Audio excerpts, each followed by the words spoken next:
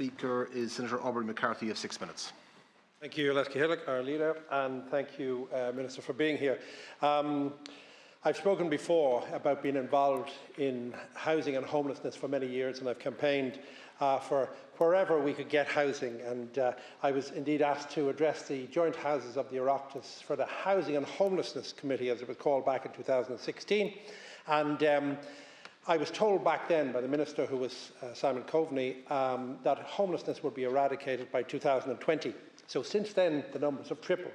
So I think any measure that is going to improve housing in Ireland is greatly welcomed. And I think the Dereliction and Building Regeneration Bill of 2025 is a crucial step.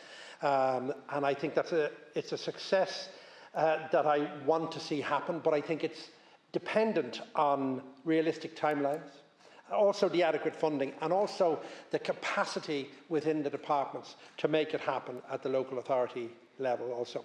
I think if the government listens to those on the ground, in the local towns, etc., and if it sets the fair, workable standards for people to reach, then I think that the kind of urban renewal that my colleagues are putting forward in this bill, I think it's realistic, and I think communities will benefit.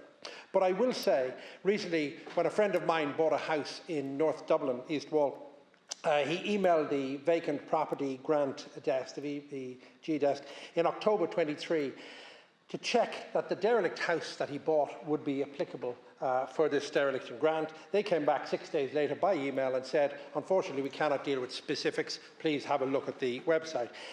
9 months it took, and it was passed by 5 different people within the department. And each time, those 5 different officials asked for the same amount of documents. So it seems that there's no joint up thinking there. Now, I will say, Minister, the grant was finally given in July 24. But by then, the builder who he had secured has moved on. The costs of doing the building have gone on, and the project therefore becomes dearer or perhaps unworkable. I don't think he was unlucky. I think what he did was he collided with a system that is not working.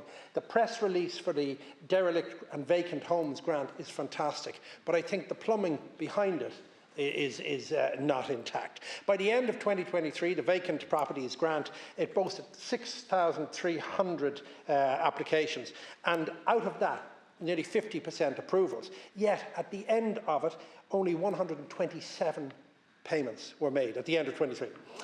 So that means one drawdown for every 50 applications. And that means the local authorities were given 30 million, but they only released 6 million of that. Now, I will say, on the 28th of April 2025, figures have improved.